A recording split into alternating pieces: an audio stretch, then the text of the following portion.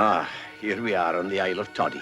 If you want to look for it on your map, you'll find it out in the Atlantic Ocean. Just about as far to the west of Scotland as you can go without losing your nationality.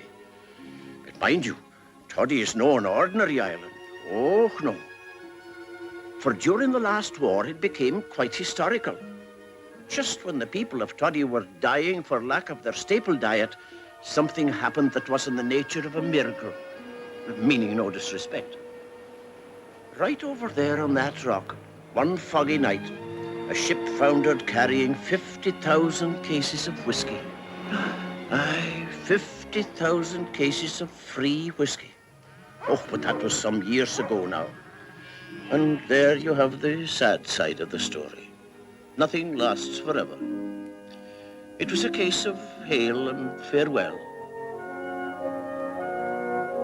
You might say it was many cases of hail and farewell. Aye, the 9 days' wonder was soon forgotten and the islanders reverted to their own quiet ways.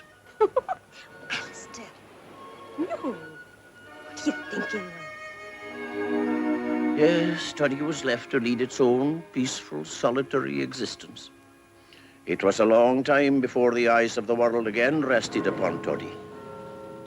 Todday. There it is. No, it isn't. Where the devil's it got to? There it is, sir. The fly was sitting on it. Well, there you are, Dr. Hamburger. That's the place the powers that be suggest for your rocket site.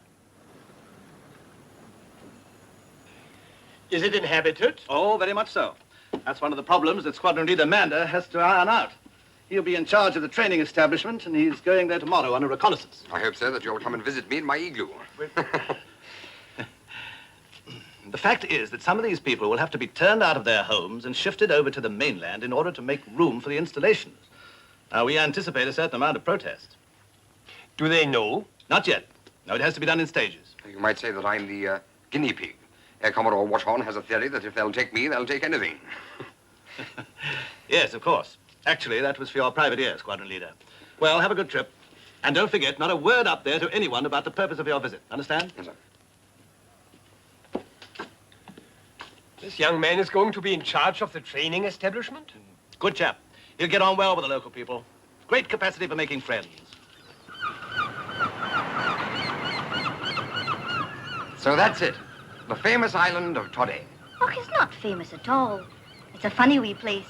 But will I be glad to see my bairns again. That's funny. It never occurred to me. What never occurred to you? Well, that you were married. I'm not. I see. Good Lord. I see. Look at that cow. Well, surely it can't find anything to eat there. No, she won't be finding any food. But just think what a wonderful view she will be getting.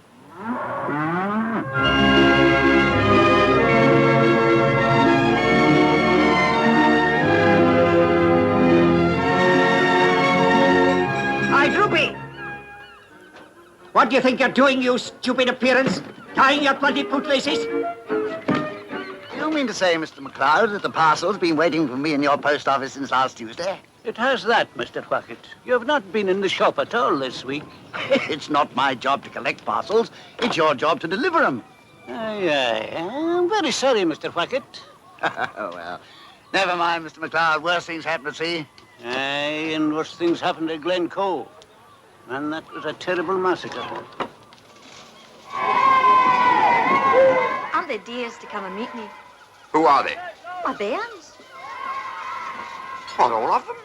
Aye, about 35 in school. Well, George. And when will we be firing a salute for your firstborn? Oh, the doctor thinks it'll be sometime this week. Ah, it'll be the great day, right enough. Aye, and Katrina wanted to be with her mother. Of course. She'll be well looked after in Glasgow. Tell me, will you be staying with your mother till your wife comes back? Oh, not at all, Donald, not at all. I'll be looking after myself while I'm away then. Cheerio. Tell Katrina that when she comes back, we'll not be charging her for the extra passenger.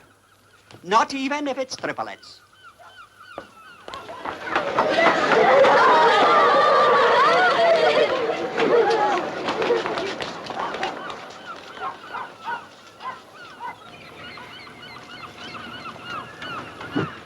Can I help?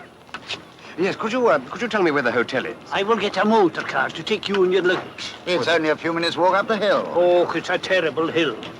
And I'll be wanting Kenny to take you round a bit. Thank you.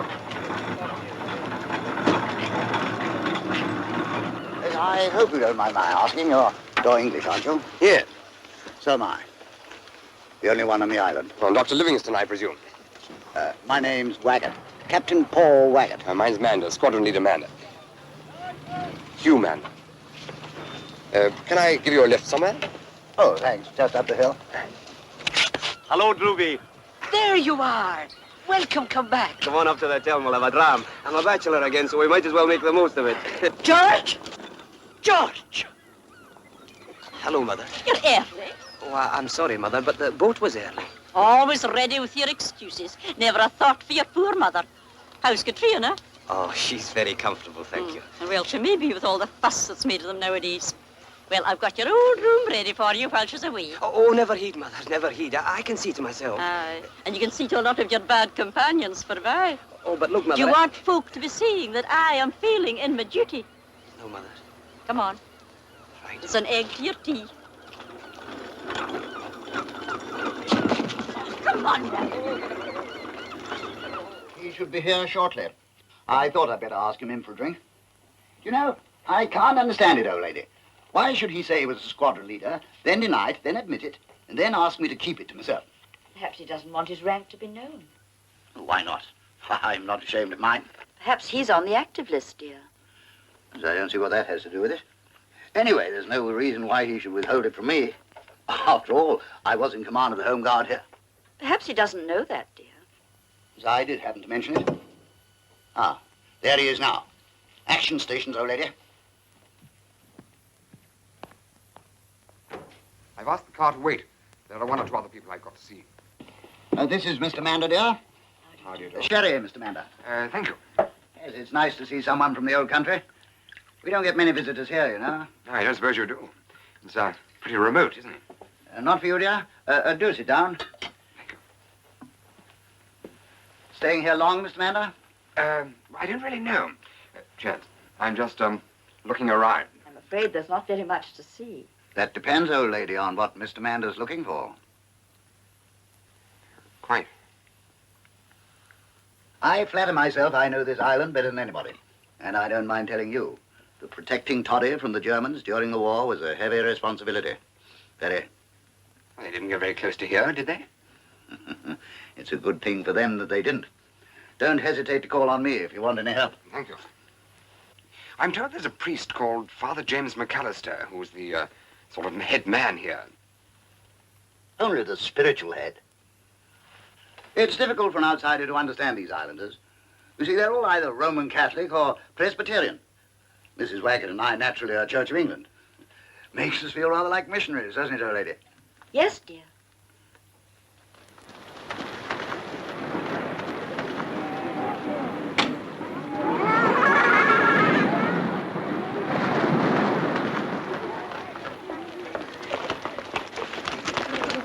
Hello, Mr. Manders. Hello. Is this your school? Hi. Are you having trouble with the car again, Kenny? Aye, I'm just taking Mr. Mander about a bit. It'll be the seawater in the engine. Well, does he often take the car out to sea? No, but sometimes the sea will be taking herself into the car.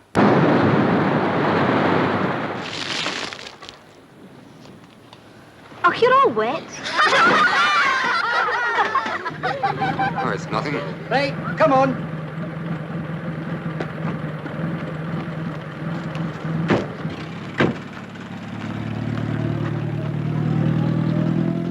Quite a smasher, isn't he? Oh, she's not too bad. And do you have much to do with her? Not very much at all. She's my sister. Is it far to Father McAllister's? No, not very far at all. So I have to see Mr. Joseph Macleod as well. Okay. He's quite an important man around here, I believe. I believe he will be. Bit of a rogue, I understand. Oh, they say he's a bit of a rogue right enough. Do you have much to do with him? Not very much at all. He's my father.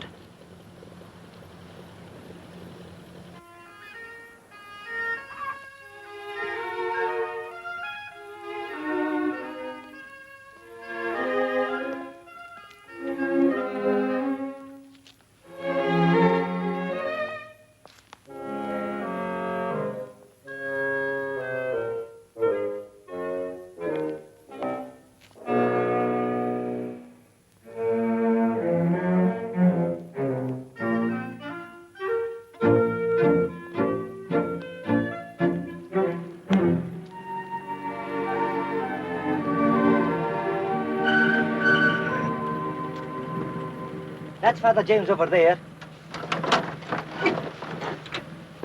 Father McAllister. Yes? My name is Mander, Hugh Manders. How do you do? I wonder if I could call on you for a chat sometime. Call away, my son. And what would your business be? Oh, well, I represent people who might be interested in pumping quite a lot of money into this island. Oh, just what we need. And here's Joseph Macleod. He'll be pleased to take your money off you. Joseph, this is my old friend, Mr. Mander. Yes, we met just now. He's our postmaster, shopkeeper, transport manager, anything you want.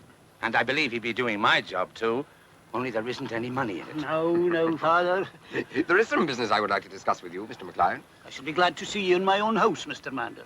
Come you in any time and take a dram with me, please. Take his hospitality, Mr. Mander, but remember what old Virgil said. I fear the Greeks when bringing gifts. And Joseph is a bit of a Greek. I often wonder, Father, where I would be today if I had your education. I can tell you that, Joseph. You'd be in Sing Sing. Well.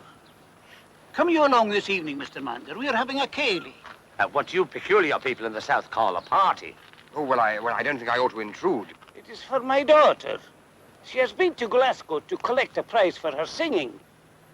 Oh, yes. Yes, of course. Yes, I'd like to come. Thank you very much.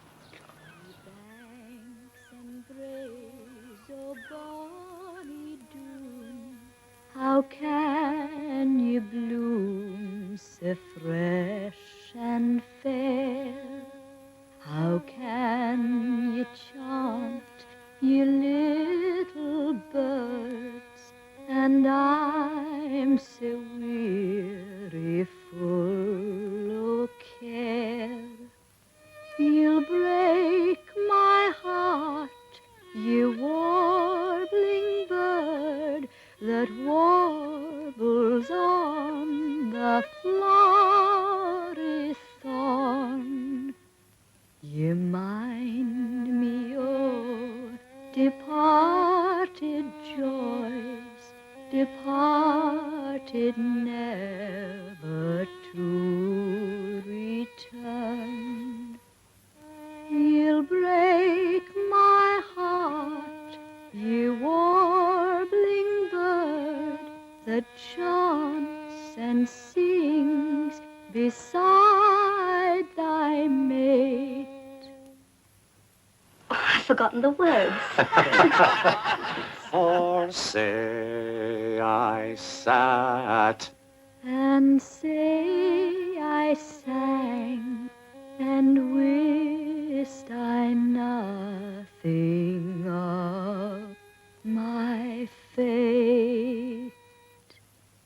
Well, that's enough of my singing. Very good, Johnny.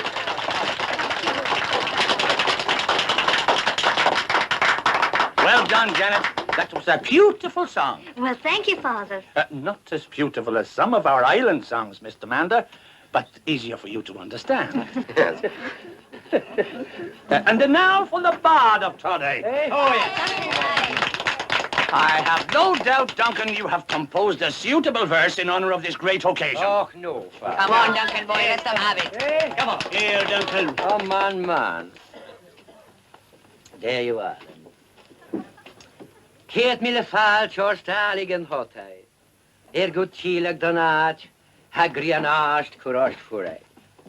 Meri yerach gubrach, ni on vanerut kerem, hat ik lieneg no trage, ach a van maris melet. Very good. Thank you, Duncan. Now, for the benefit of our visitor, Mr. Hugh Mander, who has come here to make life easier for us, but who does not speak God's own language, I will endeavor to translate Duncan Barnes' fine poem. He is saying, welcome back, O daughter of Todday. With you here among us again, the sun will shine brighter than ever. Hear, hear. The spring will last longer. The birds will sing sweeter. And under your care, the children will be more terrible than ever before.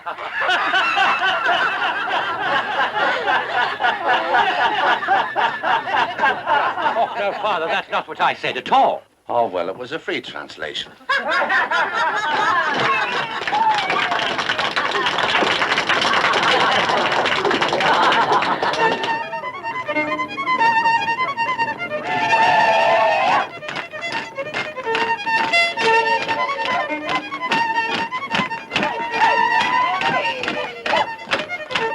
Will you not dance, Mr. Manders? Can't do this sort of thing. Come on.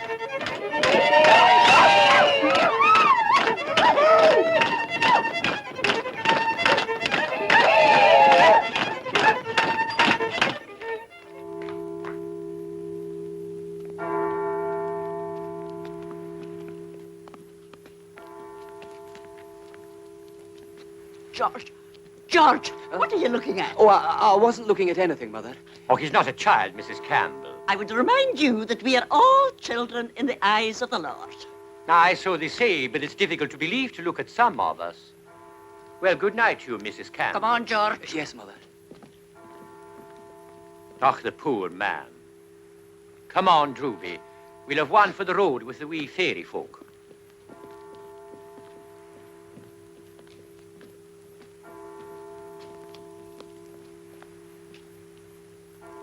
It's a beautiful night. It is that.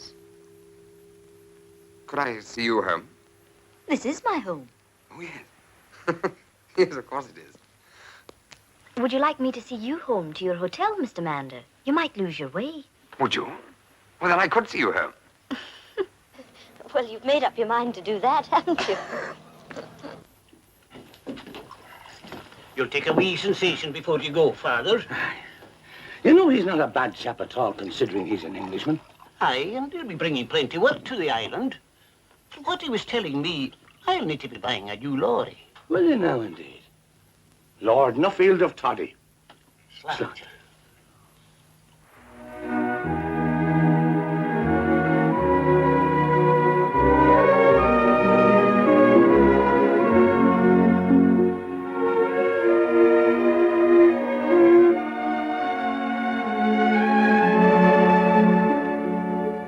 What an incredible place. I never thought it would be like this. Fancy choosing this island. What's wrong with it? Oh, no. I didn't mean that. There's nothing wrong with it. It's beautiful. Then why did you say there was something wrong with it?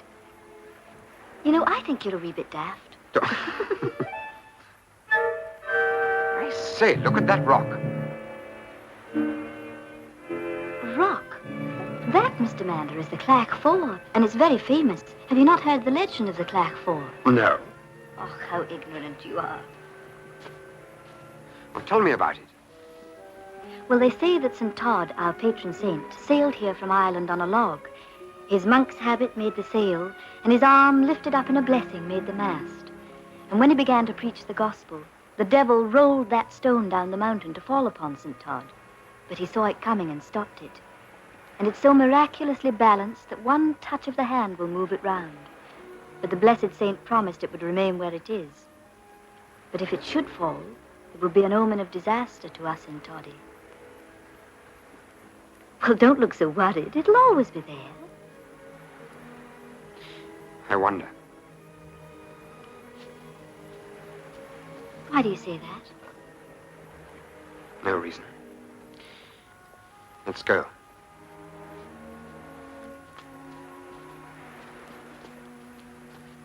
And say I sat, and say I sang, and wist I nothing of my fate.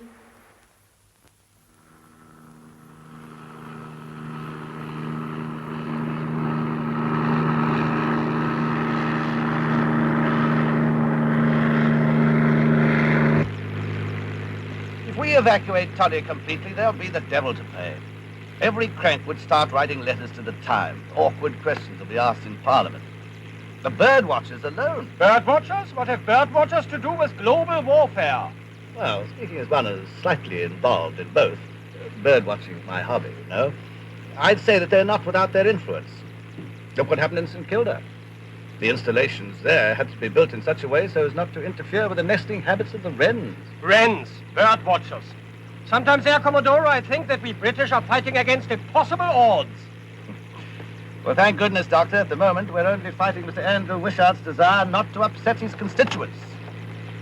The Secretary of State for Scotland will strongly oppose a total evacuation of Todday, and I hope you gentlemen won't press it.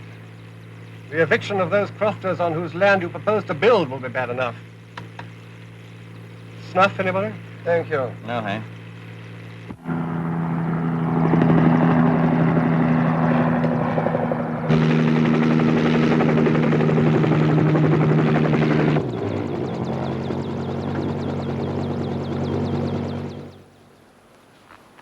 They are very simple chaps here, Dr. Hamburger. You'll hardly find subversive elements.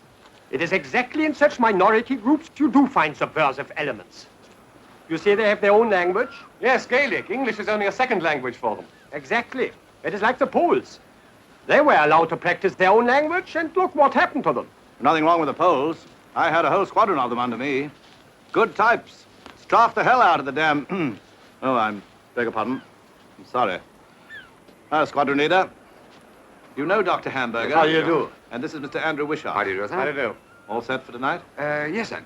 I've asked Captain Waggett to take the chair at the meeting. He's a sort of local laird. Most helpful sort of chap. Good. And last, but by no means least, we have with us Squadron Leader Hugh Manders, whom some of you have met before. Snooping about the island without saying a word to us that he was in the government. Our guests will tell you themselves of the plans the government has for Todday. I expect you'd like to know what they are, but I can tell you now that these plans... If the good Lord had meant us to take that stuff, I am thinking he would have put our noses on the other way, huh? to play a vital part in the defense of our country. Will you be meaning your country, Mr. Waggett? I mean our country. And what country is that, Mr. Waggett? England, that is Britain, of course. Our country is Scotland, Mr. Waggett.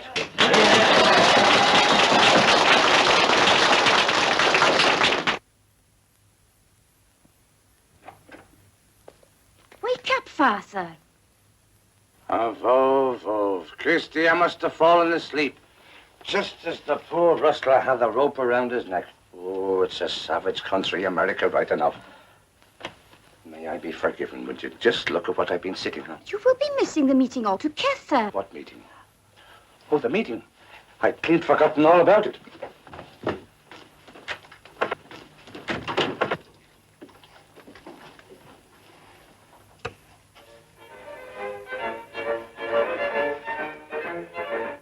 And I am sure that all of you here will agree with me when I say, better endure a little discomfort now than face the horrors that another war would bring. Yeah. He means we'll be having Captain Whackett in the Home Guard again. You're talking a lot about plans for Todday, but you're not telling us what these plans are. I'm coming to that.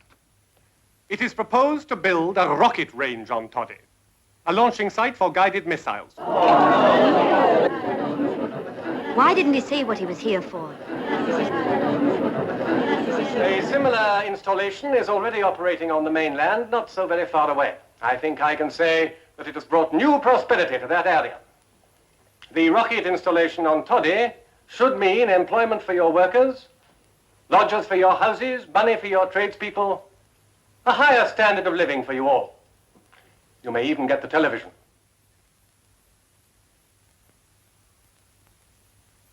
Mr. Speaker. He's the Presbyterian minister. Through the chair, will you give us a solemn undertaking on behalf of the government that there will be no shooting of the rockets or the landing of them on Todday on the Sabbath day?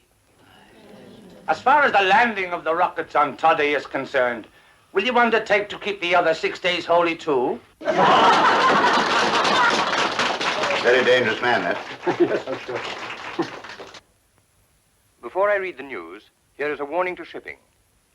An experimental rocket launched tonight from a rocket range on the west coast of Scotland has failed to respond to control and is heading in a westerly direction towards the islands of the Outer Hebrides.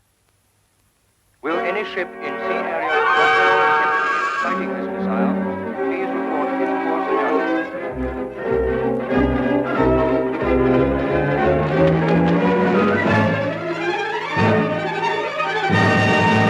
Until the surveying and the plans are completed, we do not know how many people will have to be moved away from their crafts so that the building can proceed. Why don't you say evicted, man, and be done with it? Eviction is an ugly word. Are you telling us? Order! Order to you. I'm not going to be turned out of my home for any murdering son of Satan. I trust you will not have to be. I assure you, madam. You can lather me all over with your soft soup.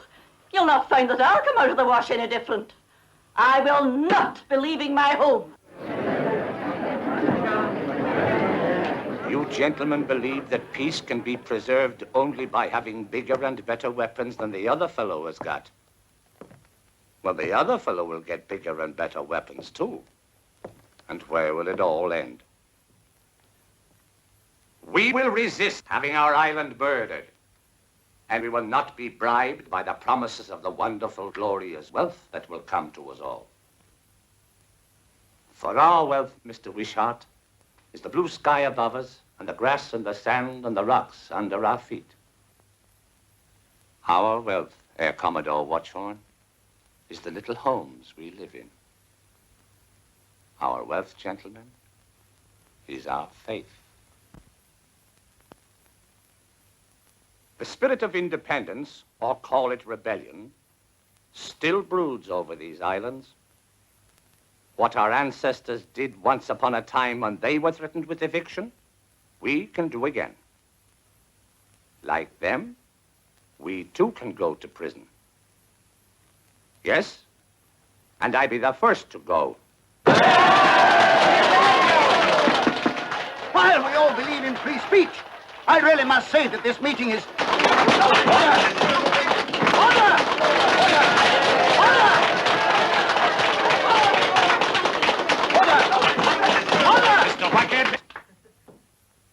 I'm sorry to interrupt you. There is an important message for us all from the BBC. It seems one of your rockets, gentlemen, has gone astray, out of control, and is heading in the direction of this island. No need to panic. Hasn't got a warhead, it's harmless. Merely a few tons of steel. Why do they make these announcements? It is vital we know where the rocket falls. The instruments must be recovered. Father, we must get the children to a safe place. Janet, wait for me. I'll give you a hand. Oh, leave me alone.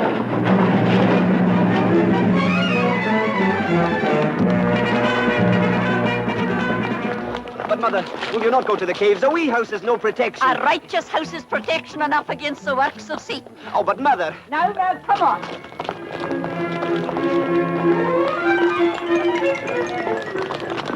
Resource, Duncan, we must be getting a roof on top of our heads. Mistress Campbell will open the door to us. What are you saying? That's a dry house.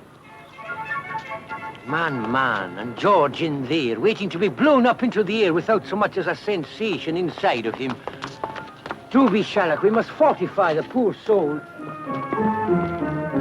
It's no use you thinking, George, that any heathen weapon is going to drive me away from my own home. No more than any thieving government is going to drive me out of it. If I do go, it'll be over my dead body. Oh, but, Mother, you can't... What you gawking at, George? Oh, nothing, Mother.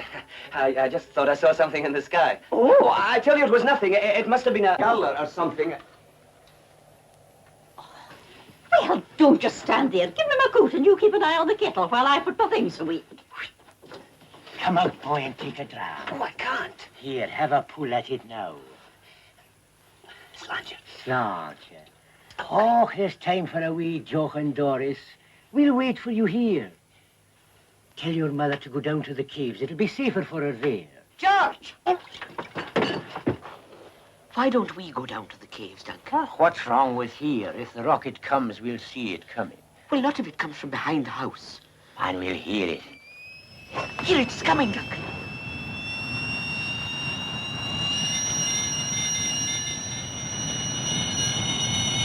All right, wait you. It has stopped. It has come down.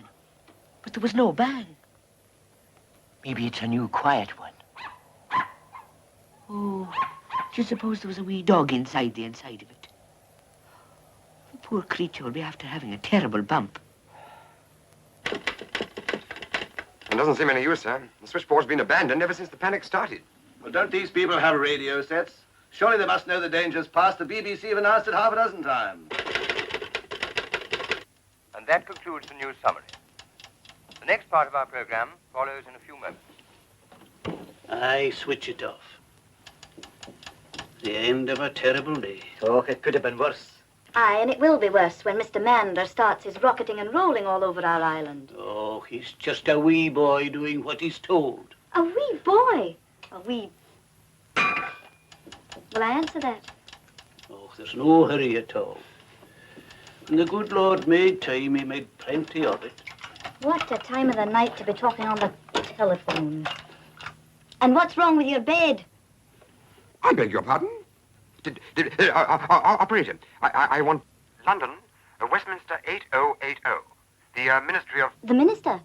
Would you mean the Reverend Angus Morrison? Oh, he'll be asleep. This has nothing to do with the church. No, this is the Ministry of Protection. Protection? Against what? Well, as a matter of fact, it's protection against, well, really anything hostile. Would they be protecting us against, Mr. Waggett, for instance? Will you please press on, operator? You see what I mean, Air Commodore? It's like living in a lunatic asylum. Oh, I don't know. I rather like the place myself. Very unfortunate, of course, about the rocket. Bound to put their backs up. At the experimental stage, you are bound to have, how do you call it, teething troubles. Quite. Hello? Ministry of Protection? A good show. It is bad enough that sometimes little mistakes must happen, but why must your BBC give them publicity? It's your BBC, too, now. It's one of the things you have to inherit when you become naturalized. It's all right, sir. No damage done. They blew it up over the sea. Blew it up? That's a disaster. Really, old lady.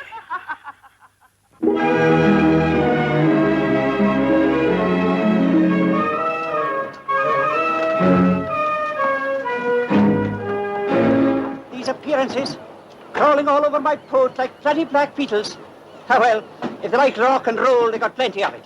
Aye, it was thanks to you and God Almighty we got here at all. Aye, aye. Two very good men. The promised land, what a company. You're the surveyors from the ministry? Squadron leader Mander. I'm in charge up here. You're feeling a bit queasy? What a cross. Never mind. I've got a hot meal laid on for you. This way. Nice fat pork chop will put you right, old man. Do you mind? Come along, you chaps. I expect you want to get cracking. And until we've got your survey, we shan't know how much land we've got to commandeer. Nam feig is a chin o rock and pan. Nam feig is a chin o rock and pan. Nam feig is a chin and waspuna glida grantukak makriari balak and pan. Mohul jingaki kakpak ikarashik mohul eran.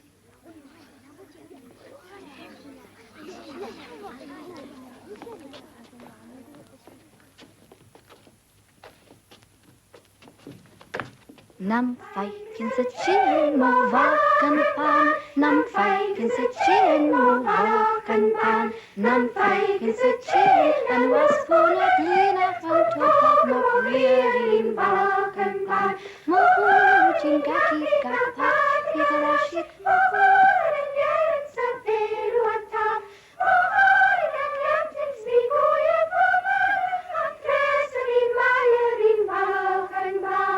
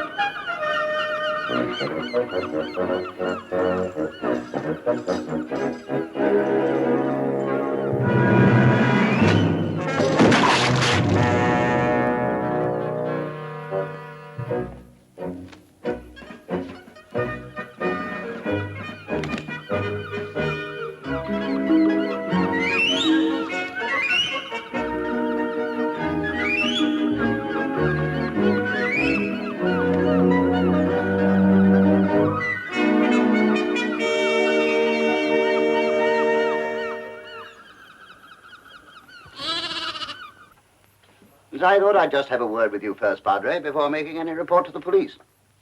The Polish, Mr. Hackett. Have I done something to offend the law? Well, not sure, of course, Padre. But there's a hooligan element among the people here, obstructing the work of the surveyors. Well, at this rate, the job will never be done. Yes, but we must look on the bright side, Mr. Hackett. They'll be enjoying it here. It's a beautiful place for them to be working in after the smoke of the city. And... Oh, really, that's hardly the point. I don't think the government sent those men up here on a holiday. I'm sure they didn't. But don't worry yourself, Mr. Hackett. I can promise they'll be letting the poor men finish their work. Thank you, Padre.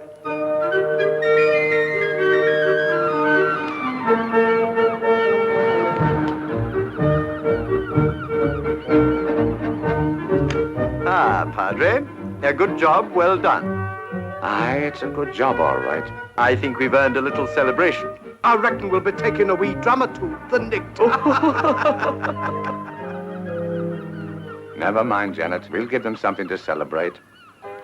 Maybe it's because I'm a Londoner that I love London so.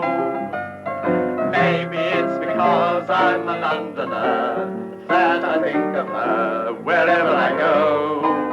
I get a funny feeling inside of me, just walking up and down. Maybe it's because I'm a Londoner that I love London town.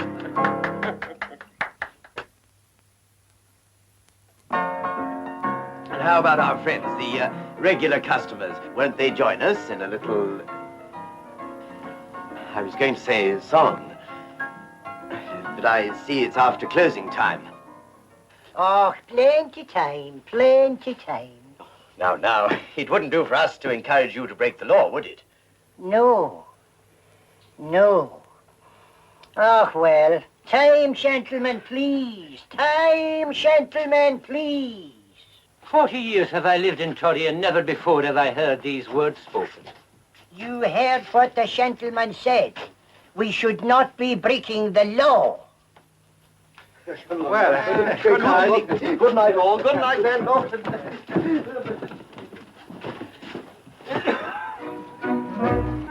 You're always saying, Duncan, we'll be talking with the wee fairy folk. But I don't believe you've ever seen them at all. Oh, man, hundreds of times, thousands of times, millions of times.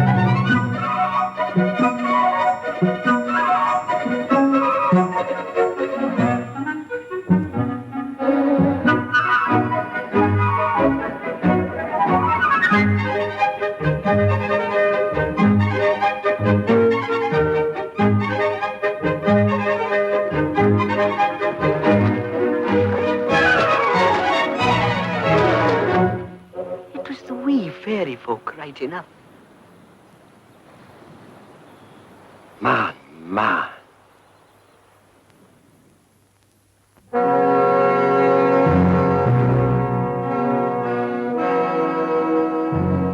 So that's the bulldozer. Ma. It's a queer kind of animal. What would they be wanting with a monster like that? They'll be breaking up our homes with it. The devil himself would have invented a monster like that. Oh, it's a destructive animal, right enough. Tell me, Joseph, is your new lorry on the boat? It is, Father. And what would they be wanting with that? I suppose they'll be using that for carrying away the broken pieces of our homes. Oh, I wasn't knowing about the evictions, Father, when I bought it. No. That was bad luck for you, Joseph. We must find a way to make the two of them destroy each other. The lorry and the bulldozer. Two forces of evil, Joseph. We must set one against the other. £275, Father, I paid for the lorry. You must be like the old pagan god Odin. Do you know what he did? He sacrificed an eye to gain wisdom. Aye, but it didn't cost him £275. There's no need for you to lose an eye, Joseph, but just to close it for a while. Aye? Aye, it will be insured. I'd consider it a favour if you'd mount guard on it, Constable. You mean all night, Mr. Wackett? Yes, I suppose that is asking rather a lot. Perhaps I'll have to relieve you. But the bulldozer will be here for weeks. We will not be getting any sleep at all. Yes, we'll have to regularize that, of course. I'm thinking of mobilizing the Civil Defense Corps. Oh, is there a war on, Mr. Wackett? I hadn't heard the news. My wee son Neil Angus has broken the wireless with a hammer. No, a country can defend its homes without there being a war on, Constable. Oh, I see, Mr. Wackett. You mean we can defend our houses against the bulldozer? No. Oh, well, I'll keep an eye on the damn thing myself. No, Mr. Wackett. You just go home to your bed. I will be keeping an eye on it for you. Are you sure? Okay, Mr. Wackett. But first I must go home and get some tobacco for my pipe. Help yourself, Constable. Oh, this is far too good of you altogether, Mr. Wackett.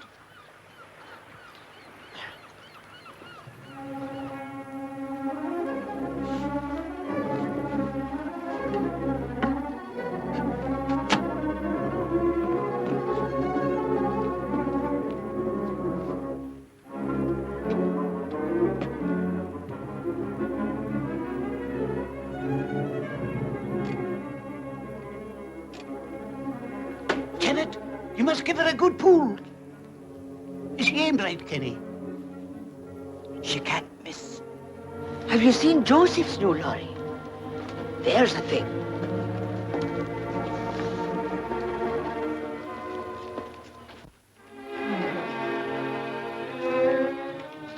Aye, there's a lot of room in her, Joseph. A man could live in her right enough. He could that. And the way things are going, we'll all be needing a house and wheels. Aye.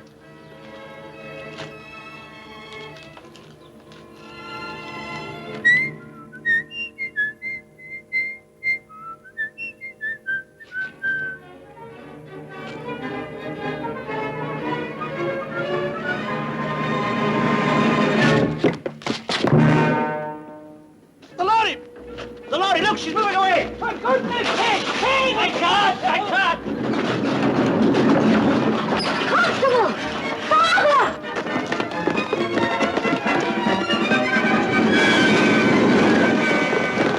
The bulldozer! It's going straight for the bulldozer! Ruby, it's not going straight for the bulldozer.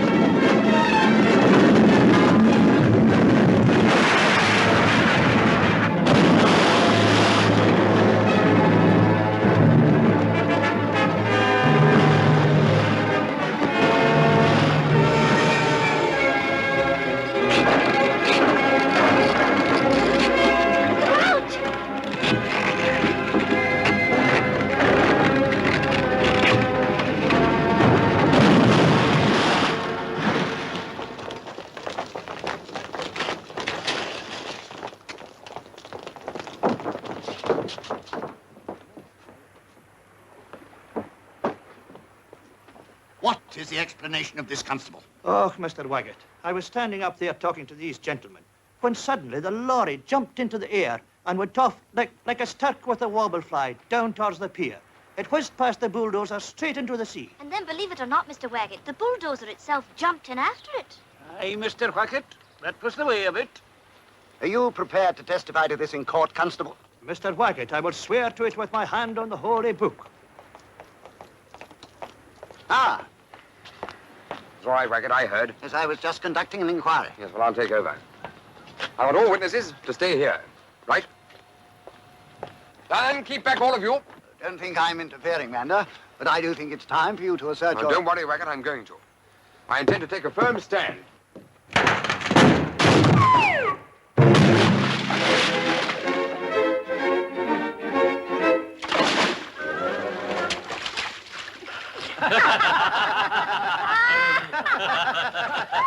What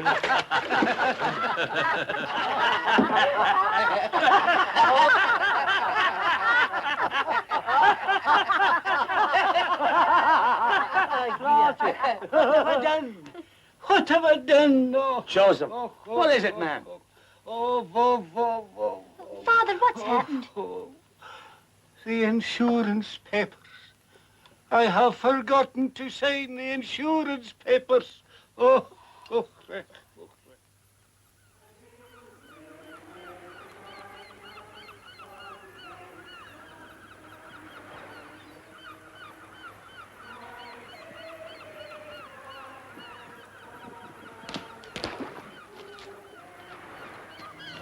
You better get a move on. They'll be streaming out of church in a minute. What's that, sir? They are telling you that we must be moved from our homes to make room for these messengers of death. And this is being done in the name of progress. That sort of progress began when Adam and Eve were evicted from their croft because they thought they knew better than the Lord.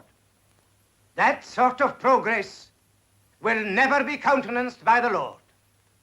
Everyone take cover. 3 minutes from now.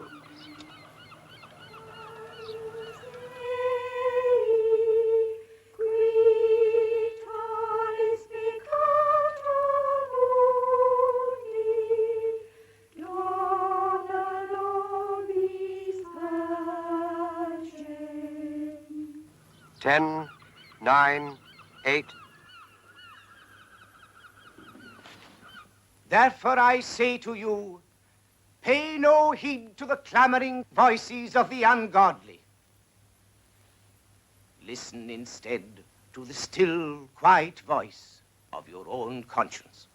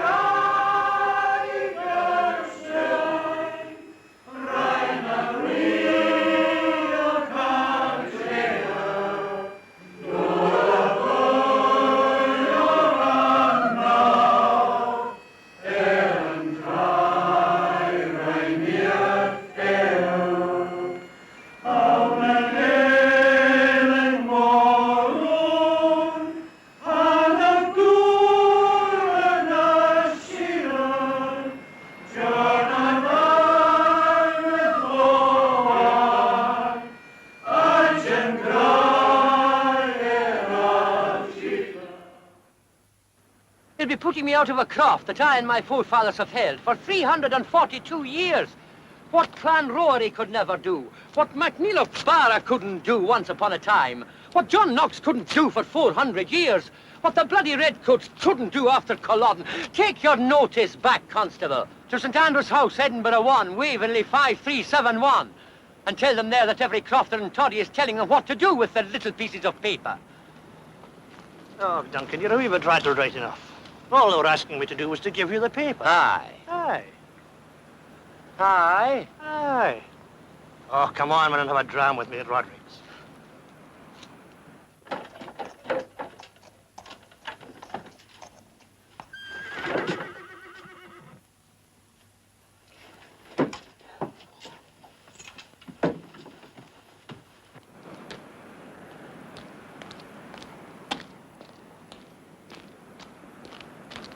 Halt! Who is going there? It's myself, Mistress Campbell. I have a letter for you here from the government. No stamp, on Her Majesty's service. Aye, it will be the income tax.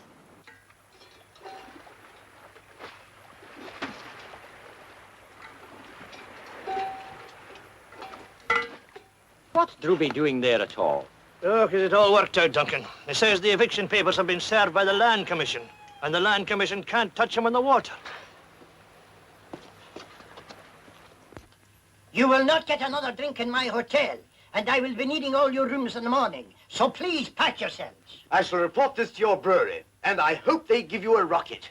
Rockets, is it? Enough I have had of you and your rockets. There is no brewery. I am my own master here. So go now, before I turn you away with both my hands.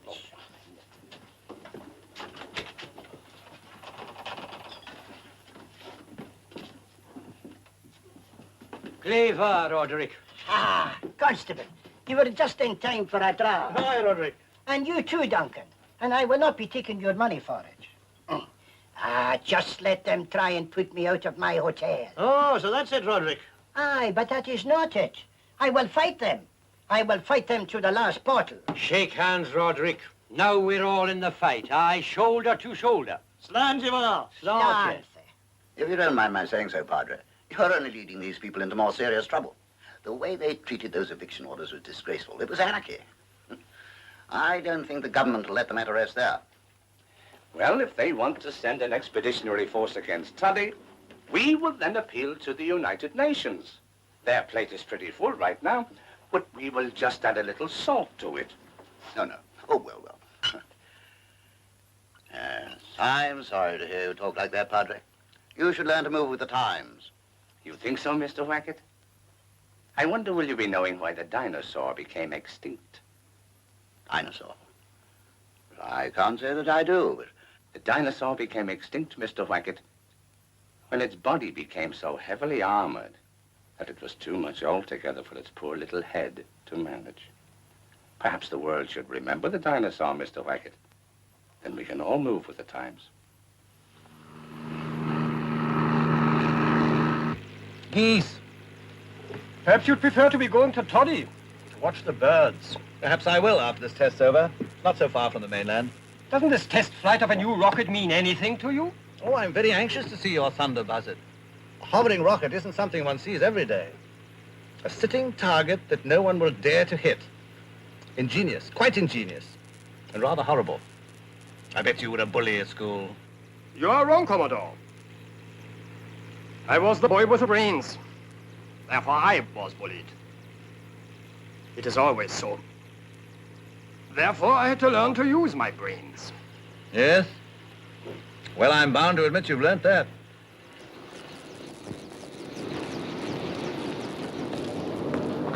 Well, there's your thunder buzzard.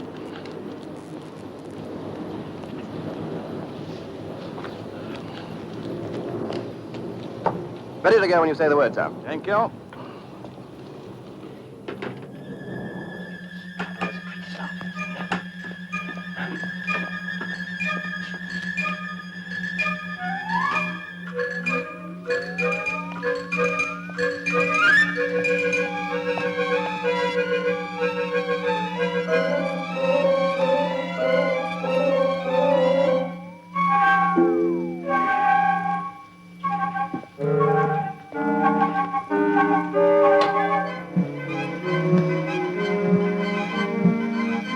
Control to launcher, vision on.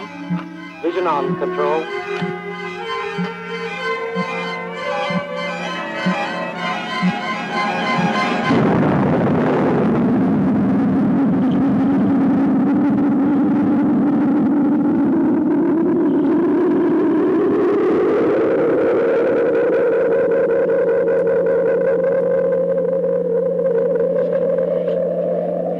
So far, so good.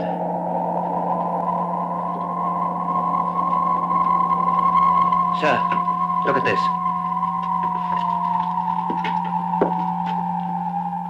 Good grief. Dr. Hamburger, sir.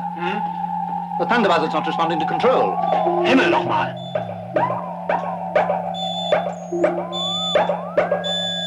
What the devil's happening? It's just going round in circles. The control fins are locked hard over. Where is the damn thing? As near as we can plot it, sir, it's circling the Isle of Todday. Not that place. It's definitely out of control. Well, can't you break it up? Exploded? Nein, absolutely not. Not this time. It is full of vital recording instruments. Well, we can't let it fall on the island. Get me Squadron Leader Manders on the telephone. Have the helicopter stand by to take us to Todday.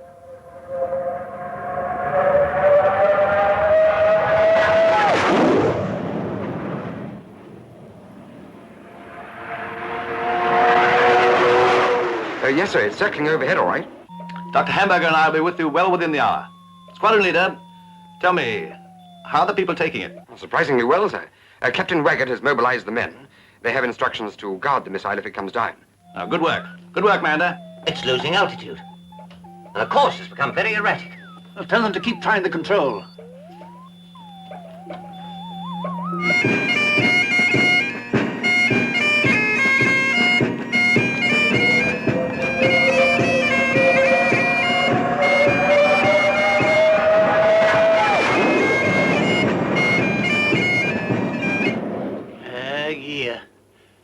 What will they be thinking of next, Father? A rocket that is like an aeroplane without a chauffeur to be driving it. Going round up there doing just nothing at all. One of these days they'll be having a terrible accident.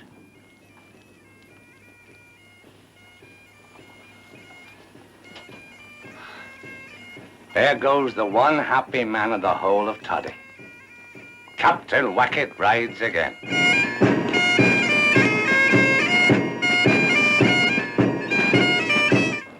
You can hear the fife and drums in his ears, and it's sweet music for the man.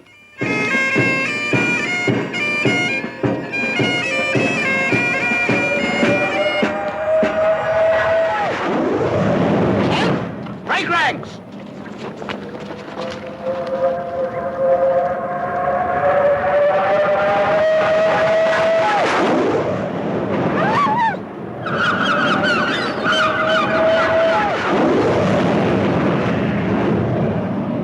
Remember, men, if it seems like coming down, fling yourselves to the ground. But wait for my order.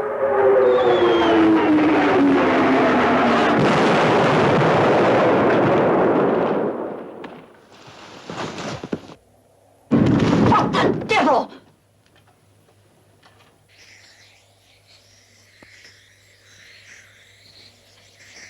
Oh, Gia, will you look at the evil thing? Is it to make room for this we are asked to leave our homes?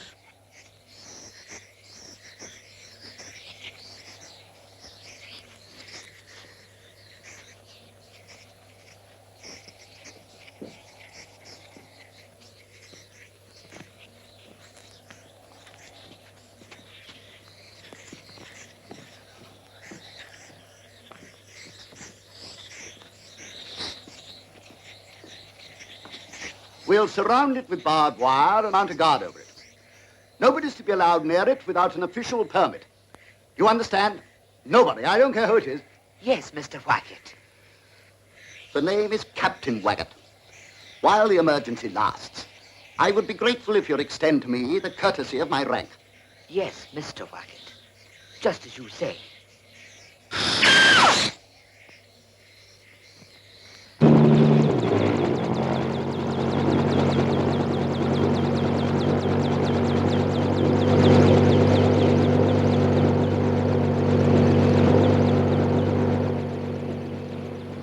Well, what happened? Where is it? It's landed, sir.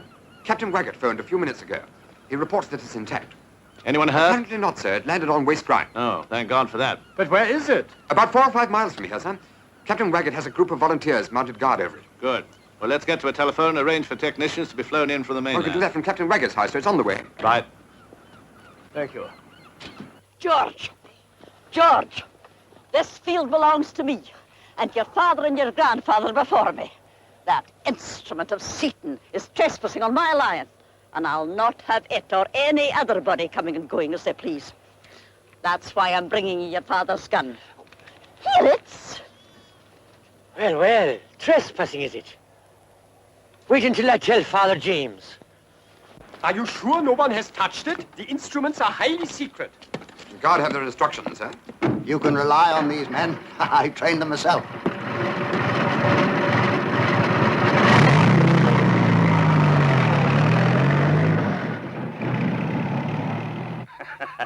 Trespassers will be prosecuted. It's just what I wanted, Duncan. You can take it there now. Right.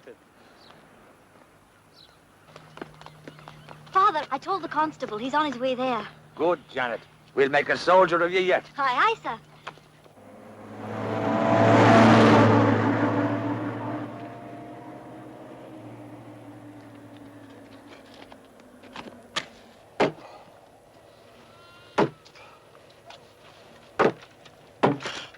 Hello, Constable. Are you with us? I'm here to perform my duty. Good lad.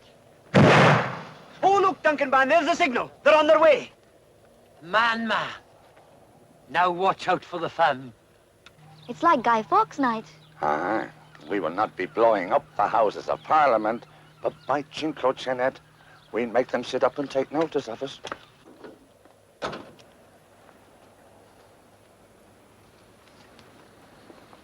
Halt. Who's going there? You don't have to challenge me, Campbell. These gentlemen are Air Commodore Watchhorn and Dr. Emil Hamburger. They wish to inspect the rocket. I'm sorry, gentlemen. We have instructions that no one must come near the rocket. It's Mr. Waggett's own instruction. You don't be a clot, old man. This is Captain Waggett. Well, of course I am. They know perfectly well that I am. Oh, we know that well enough, Mr. Waggett. And it was yourself who said that nobody was to come near it. Well, that quite obviously didn't refer to me, and certainly not to these two gentlemen. Ah, but you did not say that before, Mr. Waggett.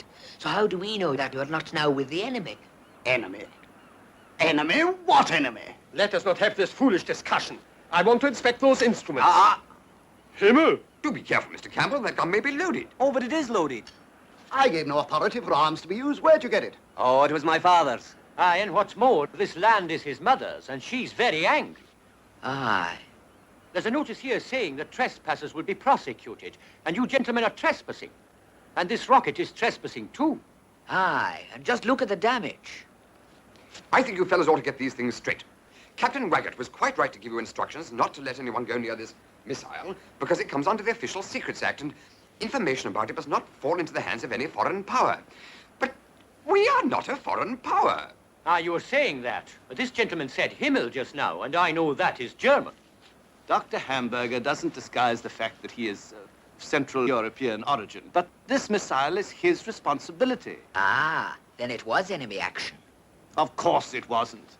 I'm an Air Commodore in the Royal Air Force, and this rocket is as much my responsibility as his. Am I to understand that you two gentlemen are responsible for this rocket?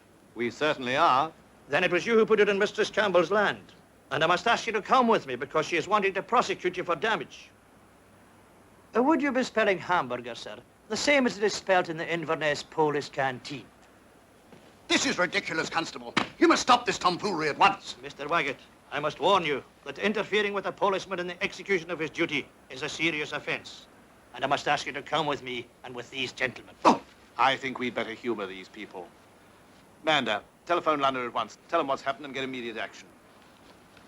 Are you sure, Constable, that we oughtn't to be handcuffed? Oh, I was leaving the handcuffs at home. Careless of you. We're desperate men.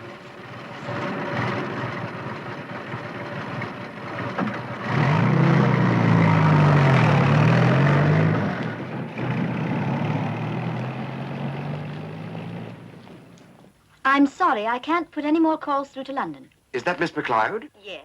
Look, Janet, this is me. Who's me? Oh, Hugh. Now, look, this call is important. I want you to put me through at once, please. I'm sorry, Squadron Leader Mander, but the line is not working. My father thinks it's the fallout from the rocket that's affected it. What are you talking about? There's no fallout. Now, look, Janet, don't mess about. Please give me that number, and quickly. Get it yourself. If that's the way you want it, I will. Where's your exchange? It's here. I know that, but where is here? Where do you think it is? Right here, where I'm sitting. I'm coming around to the post office now. And there's going to be trouble if I don't get through. Do you understand? Now, don't you worry, Mrs. Waggett. We'll get your husband back to you.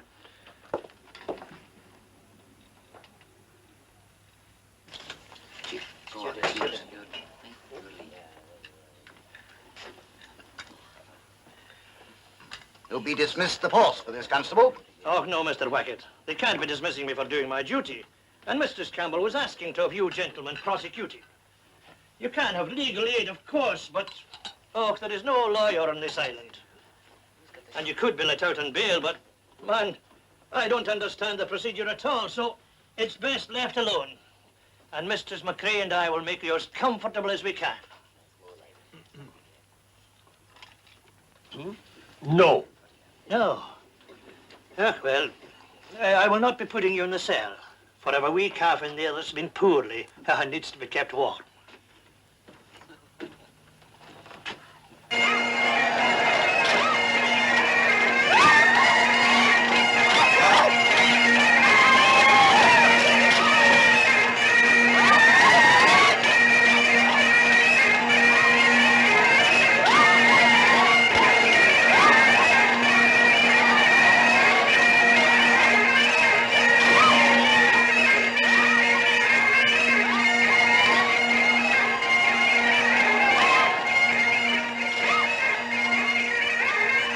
Well, it's a grand fire, Angus.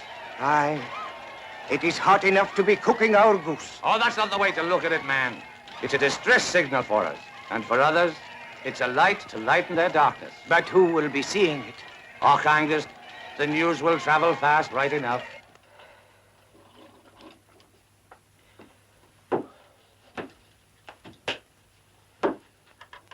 Mr. Macleod, will you kindly get away from that switchboard and let me try for myself?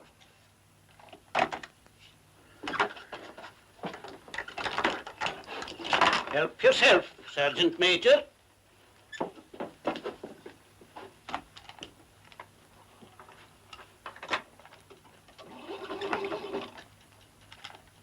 Hello, Exchange. A good show. Exchange, this is Todday here. I want an urgent priority call to London, Westminster, 8080.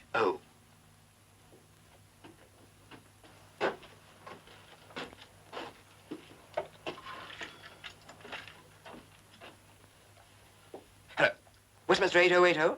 Listen carefully. This is PD3 speaking from Todday. Will you put me through to DI1?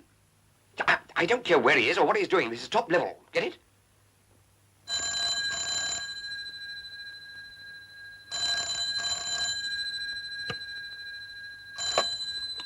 Hello?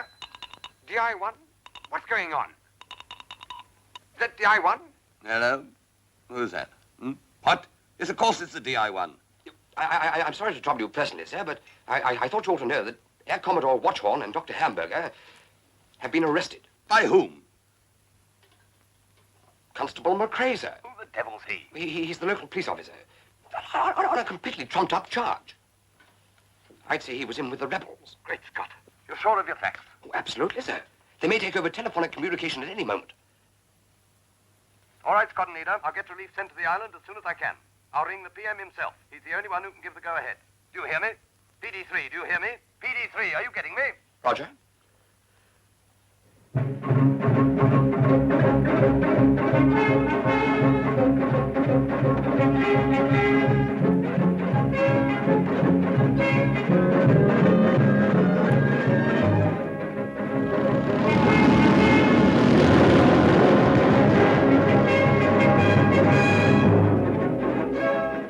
What? Are you positive? By whose orders? Great Scott! You must be joking, old boy. Who? Oh, I see. Right. The operation will begin at dawn.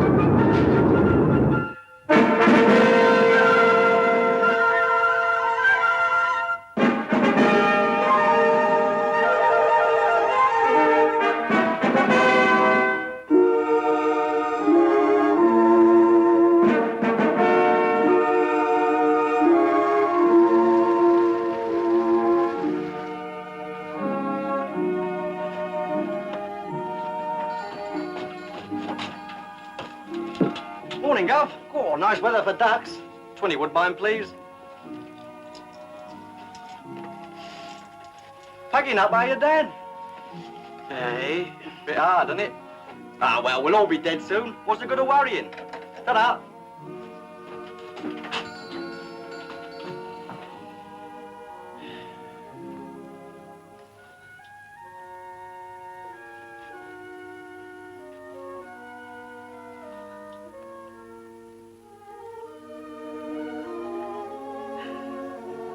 Well, don't stand there gawking, George. We've got lots to do. Yes, Mother.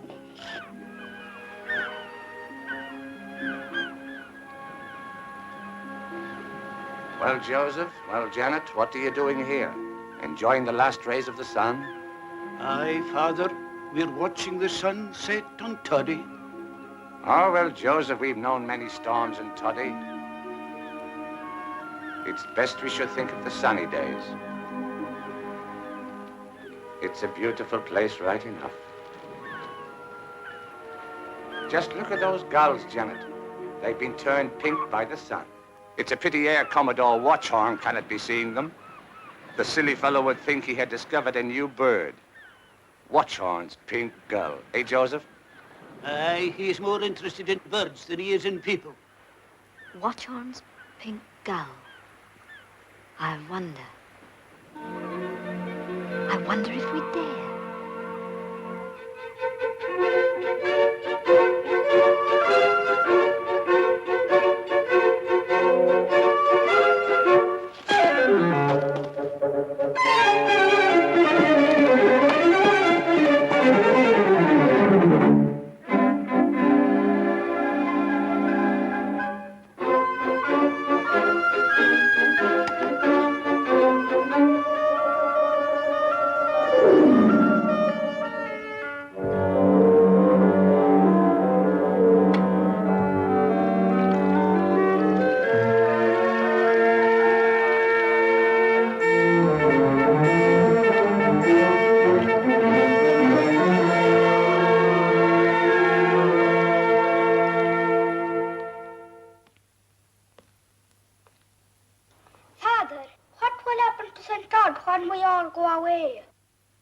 I was wondering about that, Rory.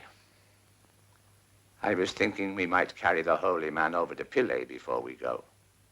And he can be watching over the island from there, keeping it safe for our return. Can I help you to carry him, Father? Oh, you're a wee bit too small for that, Rory. Oh, but we'll have you in the procession, all right. For we'll be giving the holy man a great send-off.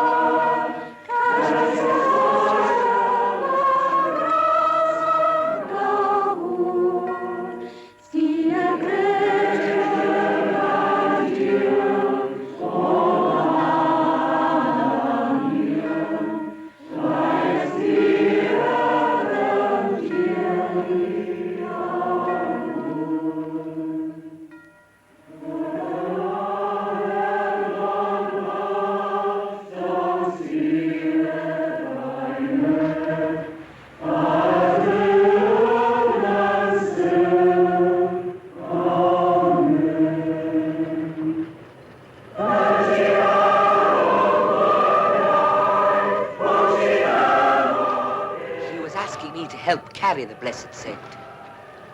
And here I am, missing the ceremony altogether. Oh, Drewby, it was Father James himself who said you would be serving the saint just the same by taking the gulls to Pillay. They're very quiet, Janet. Do you think they're dead? Oh, what an idea. No, they're just fine. Just fine.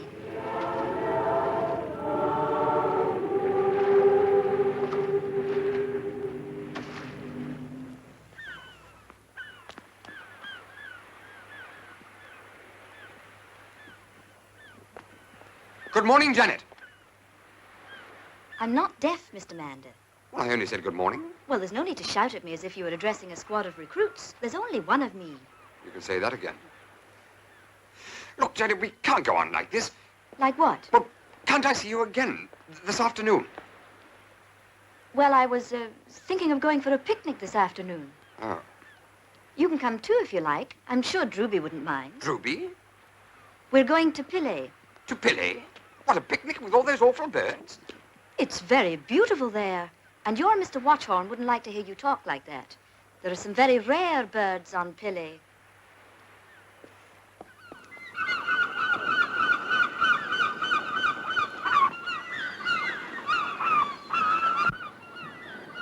You know, when I first came to Todday, I thought, what a dump. I could hardly wait to finish the job and get back to civilization. But now, you know, I love the place almost as much as you do. What's the matter? I shouldn't have brought you here. Well, why not? Because I brought you here for a reason. Oh, go on, tell me. I can take it. You know, I wish I could hate you. But I can't.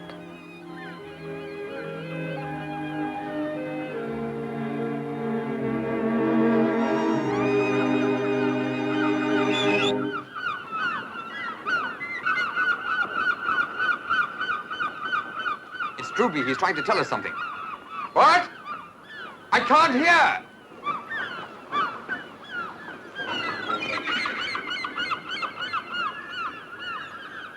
Janet, look. Look at that gull. It's pink. It's a pink gull. There's a pink gull up there. And there's another one. Just wait till I tell old Watchhorn. Janet, don't you see? There's a pink gull up there. We'll tell it to go away and not bother us.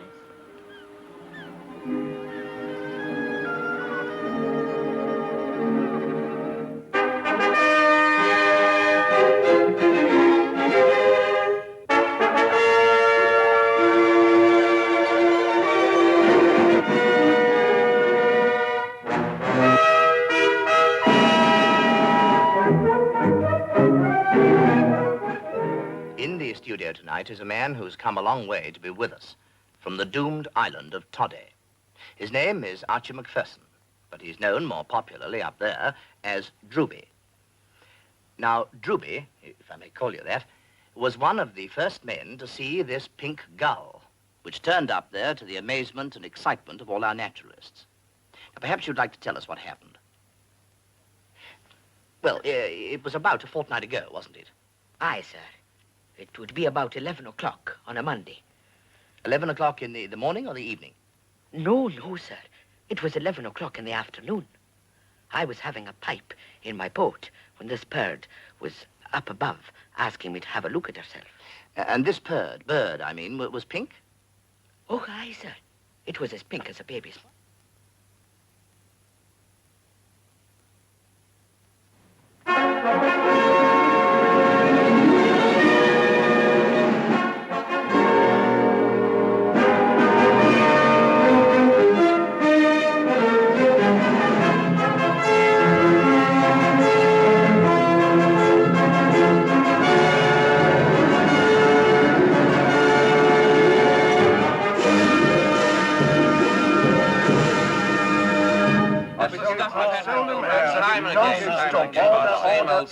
Michael. To listen to Bill Brown's bloodthirsty nonsense, you think it's the gulls that are going to make us all radioactive. They're pink, you know, Bill, not red. We're trying to defend ourselves against the threat of atomic war, which would destroy mankind by the million, and how any man in his sane senses in those circumstances can get all upset and het up about disturbing a few dozen gulls is more than I can understand. That's not the point. That is precisely the point. It is not the point. I don't want to have to live in a gull-less world, and if modern defense means that we can no longer take any interest in the beauties of nature, well, there'll be nothing worth defending, and we might as well blow the whole thing up. Well, that's a wonderful bloodthirsty utterance. Who's been bloodthirsty now, eh? You've no sense of beauty. You don't know what all right. This evening, an emergency meeting of the Cabinet was called at number 10 Downing Street to discuss the latest development in the pink gull controversy. A considerable crowd gathered to watch the ministers arrive for this eventful meeting. Political observers report that tonight the fate of Todday, the Pink Gull Island, will be decided. A government spokesman has declared that no one could have foreseen that feeling would grow so strong or become so widespread. Earlier in the day, mass demonstrations took place all over the country. In Trafalgar Square, the leader of the opposition in his speech said that by flying in the face of popular opinion, the government has discredited itself with the electorate and demanded a general election forthwith. That concludes the news for tonight. Good night. I'm sorry, that is not the end of the news. A message has just been received in the studio that the Prime Minister has made his decision about Todday. Here is the statement from number 10 Downing Street. For strategic reasons, which it would not be in the national interest to divulge, the proposal to install a rocket site on Todday has been abandoned by Her Majesty's government.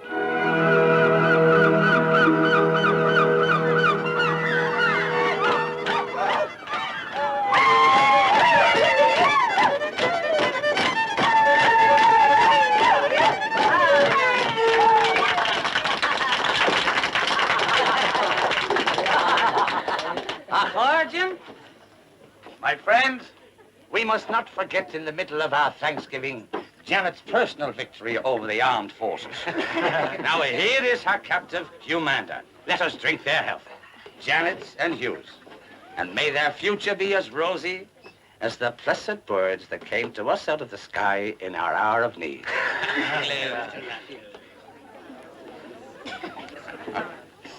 As rosy as the birds and as fresh as paint. Oh, you knew all the time. So life in Todday went on. But that was not the end of our story. Oh, aye, there was plenty money coming in right enough. You know, I can't help feeling that fate's been kinder to these people than they deserve. And I've an idea the fact that you're a bird watcher yourself could have had something to do with it.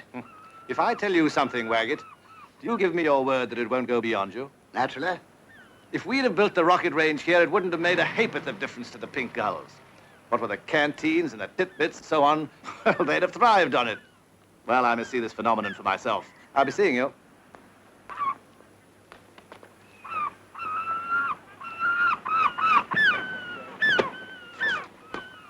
And most things were just as they'd always been. Ah, but wait you, there were breakers ahead.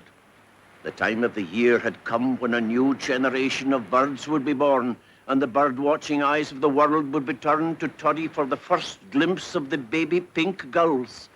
Oh, you look like a spent herring, Angus. Cheer up, man.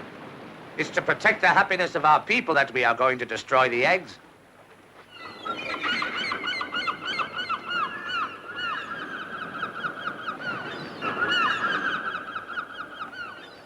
I have never been more repentant than now, Angus, of all the good times I've had eating and drinking.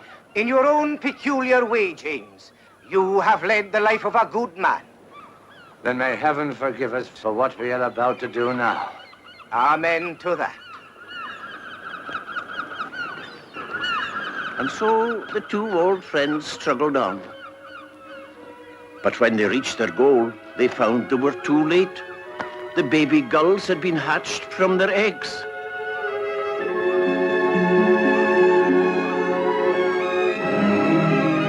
They are pink. Glory be to God, they've been born pink. Do you not think it's the rising sun that is turning them pink? Maybe it is. And maybe it's something else altogether.